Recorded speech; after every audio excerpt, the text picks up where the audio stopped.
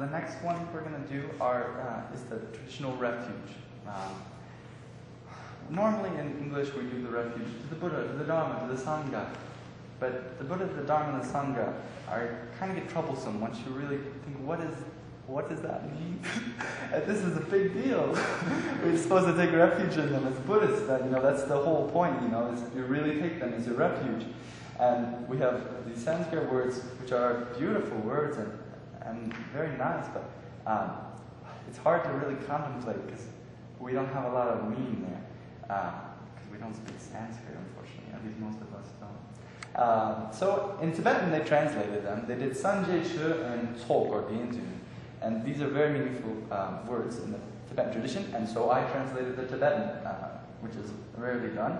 So we have for our refuge the clear replete, shaping, and mass. So the clear replete is Sanje. Sanje is 2 words. Sang means clear.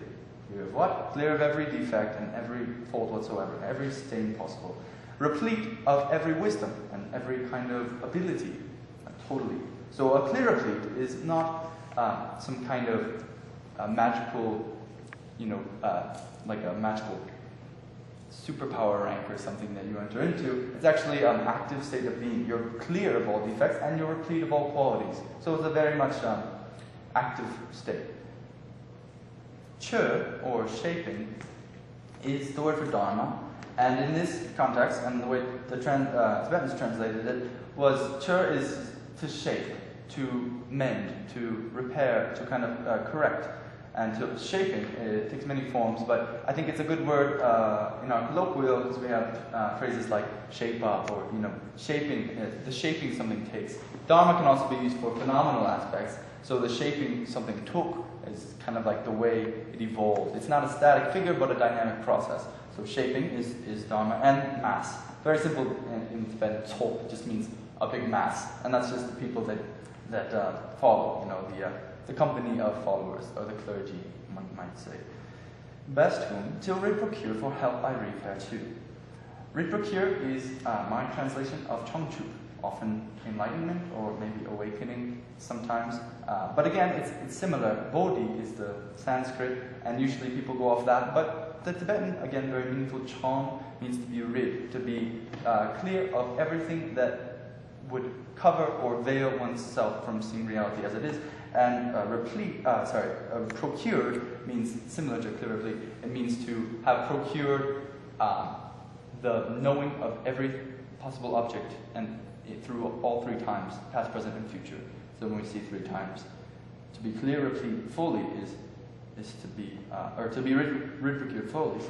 Is to have procured all the knowledge of the 3 times, past, present, and future. For help I repair to. I chose to use repair here as a kind of, in the old sense, to repair to something is to return, is to make re is the etymology is re, again, or back, and per comes from the same word as patron or patrer, father, so it's kind of to return to one's fatherland. So in a sense, that's what we're doing here, is we're repairing to the clear replete, shaping, and mass. So this sentence is kind of a little backwards in English. In Tibetan, I just follow the order, but that's one idea. The clear replete, shaping, and mass best whom to Writ procure for help I repair to. I'll use merits such as alms giving done to aid who move, at clear replete be proved. And so this is the second sentiment we have here.